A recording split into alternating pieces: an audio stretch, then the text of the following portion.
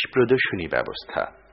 ইসলাম সম্পর্কে পাশ্চাত্যের ভ্রান্ত ধারণা দূর করতে এই প্রদর্শনী বিশেষ ভূমিকা রাখে।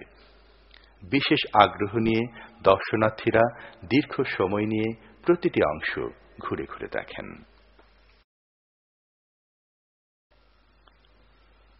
অনুষ্ঠানে বাংলাভাষী মুসল্লিদের উদ্দেশ্যে দ্বিতীয় দিন মূল্যবান বক্তব্য পেশ করেন বিশ্বনন্দিত মুফাসসির ও জাতীয় সংসদ সদস্য আল্লামা দেলওয়ার হোসাইন সাঈদী।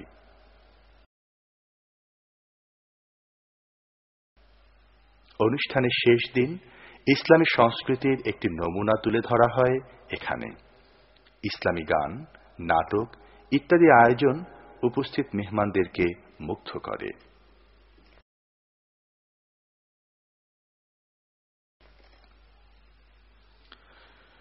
সুধীমণ্ডলী, স্পন্দন অডিও ভিজুয়াল সেন্টারের নিজস্ব ক্যামেরায় ধারণকৃত এই অনুষ্ঠানগুলোর উল্লেখযোগ্য অংশ এখন আমরা আপনাদের সামনে ক্রমধারায় তুলে ধরব।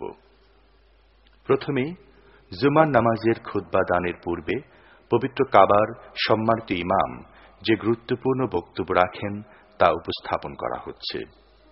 বক্তব্য রাখছেন বিশ্ব মুসলিম উম্মার একান্ত প্রিয় কণ্ঠস্বর শাইখ আব্দুর রহমান আল সুদাইস। আসসালামু আলাইকুম ওয়া রাহমাতুল্লাহি ওয়া বারাকাতুহু।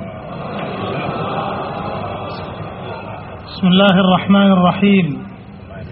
আলহামদুলিল্লাহিল কাইল في بيوت أذن الله أن ترفع ويذكر فيها اسمه والقائل سبحانه إنما يعمر مساجد الله من آمن بالله واليوم الآخر وأقام الصلاة وآتى الزكاة ولم يخش إلا الله والصلاة والسلام الأتمان الأكملان على سيد الأولين والآخرين القائل من بنى لله مسجدا بنى الله له بيتا في الجنة